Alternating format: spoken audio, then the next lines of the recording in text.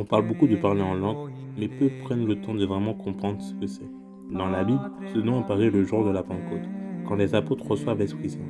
Ils se mettent à parler dans des langues réelles, étrangères, que les gens autour d'eux comprennent. Ce n'est pas un langage inventé, c'est un signe missionnaire pour que l'Évangile soit entendu de tous. Mais avec le temps, certains ont déformé ce don. On en fait une épreuve de supériorité spirituelle, voire un rituel automatique sans discernement. Et ce n'est pas ce que l'Église a toujours transmis. Saint Paul, dans 1 Corinthiens 14, nous avertit. Si je parle en langue, mais que je n'ai pas la charité, je ne suis rien.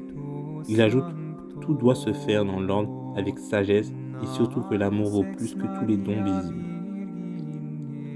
Le parler en langue n'est pas un objectif, n'est pas une performance, n'est pas un test de foi. C'est un don de Dieu, donné quand il veut, comme il le veut, pour le bien de tous. Et si tu ne le vis pas, ce n'est pas grave, car les plus grands moyens d'unir ton cœur à Dieu sont déjà là. La prière, l'humilité, la charité, le silence. Dieu n'est pas dans le bruit, il est dans la paix intérieure. Et ce qui compte, c'est la fidélité du cœur par l'émotion du moment. Que Dieu vous bénisse.